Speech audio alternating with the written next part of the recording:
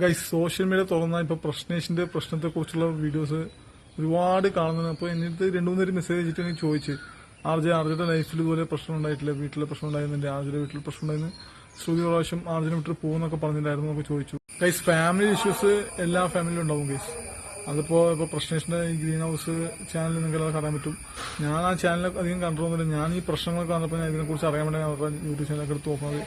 അത്യാവശ്യം നല്ല സബ്സ്ക്രൈബേഴ്സ് ഒക്കെ ഉള്ള വലിയൊരു ഫോളോവേഴ്സ് ഫാമിലി ഉള്ളൊരു പ്രൊഫൈൽ തന്നെ അവരുടെ ഇതൊക്കെ.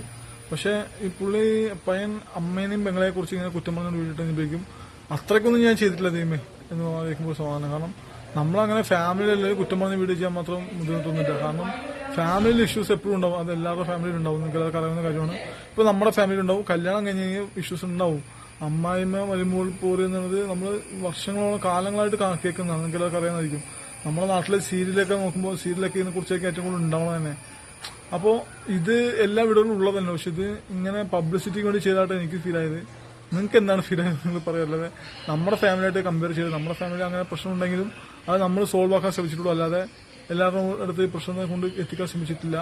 നമ്മൾ അങ്ങനെ ചെയ്യാൻ സാധിക്കുന്നത്. ഞാൻ വീട്ടിലെ മാക്സിമം എന്റെ വീട്ടുകാരുടെ ഫാമിലിയുടെ ഫേസ് പോലും കാണിക്കാൻ ഇഷ്ടപ്പെടാതെ മാറ്റി വെച്ചെന്നാണ് വീട്ടുകാർക്ക് ഇഷ്ടപ്പെടാത്തതിന്റെ പേരിൽ.